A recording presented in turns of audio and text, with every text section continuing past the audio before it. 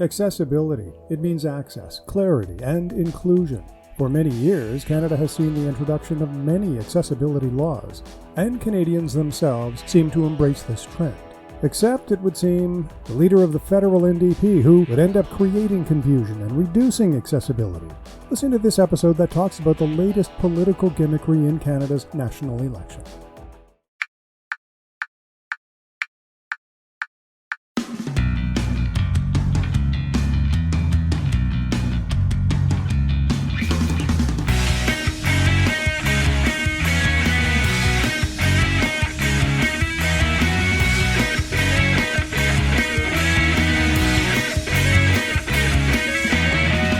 Podcast starts now.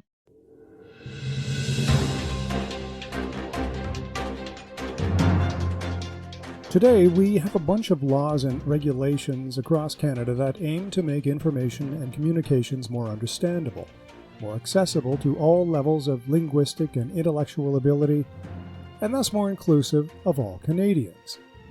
These laws exist in pretty much every province.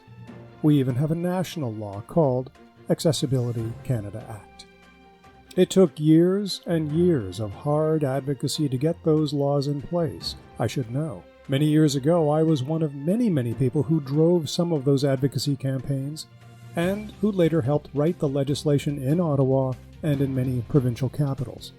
Having those laws in place today really amounts to a leveling of the playing field of opportunity to participate. The laws affect areas like the physical built environment, for example, and communication and information. So, let's focus on the communication and information realm. What this has meant for people is less confusion, better understanding. For example, non-native English or French speakers, people with intellectual disabilities, people with brain injury, and many older people who live with dementia.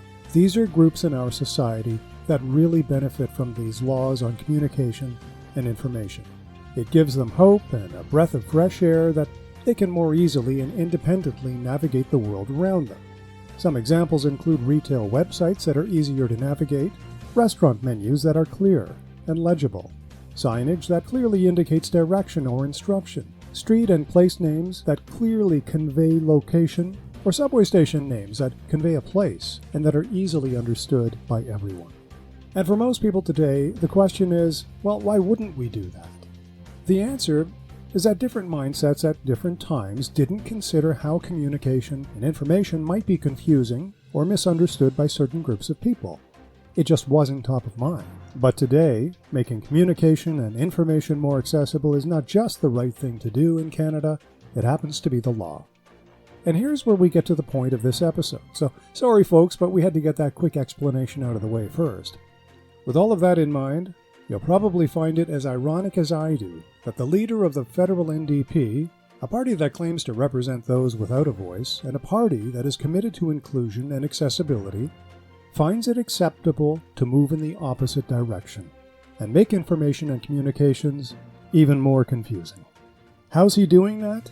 The leader pledges that the riding of Toronto-Danforth will, if the NDP is elected to form the government that is, rename the riding to Toronto-Layton. We recently saw some observing the 10th anniversary of the death of former NDP leader Jack Layton, which prompted a handful of online tributes, and the current NDP leader's seemingly spontaneous pledge to honor the late Mr. Layton by renaming an electoral district in his honor. Now, I don't want to get into today's controversy about place or entity names that honor past individuals, but I do want to point out that the existing name Toronto-Danforth contains the name of the city in which the riding is located and features the name of the biggest avenue that runs through the middle of the riding. Clear, geographically identifying, easy to understand, non-controversial. Accessibility for everyone. By renaming it to Toronto-Layton moves things in the opposite direction. In other words, he pledges to eliminate the geographic clarity of the riding's existing name, while also adding confusion about where a newly named Toronto-Layton actually is. This announcement is in no way consistent with inclusive social goals or accessibility legislation. The irony is amplified by the fact that the NDP have historically been the first party to not only endorse the introduction of such accessibility laws, but actually embed that commitment in their party's bylaws. It's in their DNA. Okay, full disclosure. I'm in no way a supporter of the NDP politically, never have been. Although I believe historically they have made grand contributions to public policy development and discussion in this country. There's that. Also, once upon a time I worked for the former Liberal Member of Parliament in Toronto Danforth, Dennis Mills. I was there when the riding was a little smaller and used to be called Broadview Greenwood, and was later given the appropriate moniker Toronto Danforth as the riding and population got bigger.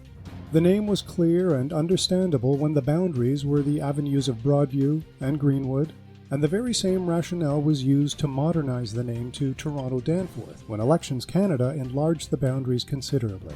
And by the way, that rationale in modernizing the riding's name was used many, many years before the official introduction of any laws that mandated accessibility in information and communication.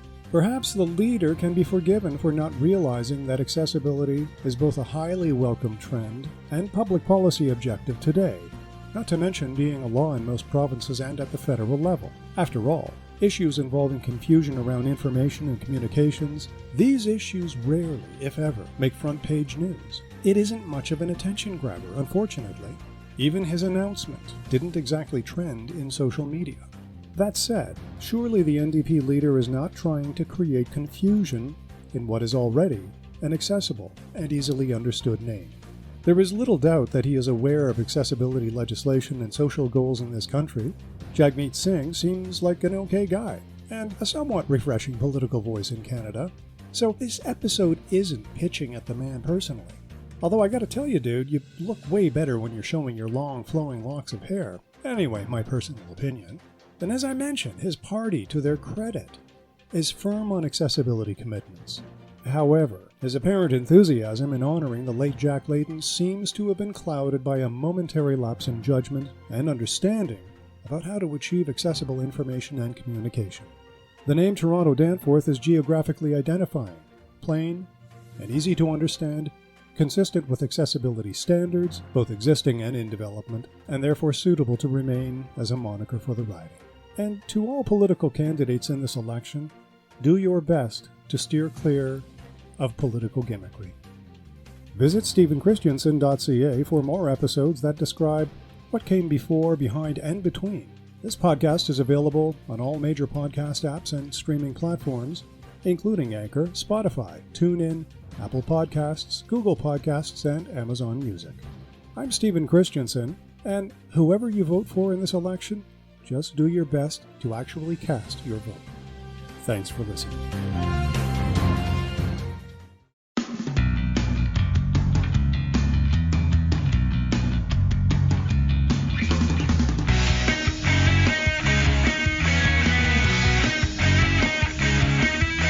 A production of Stephen Christensen.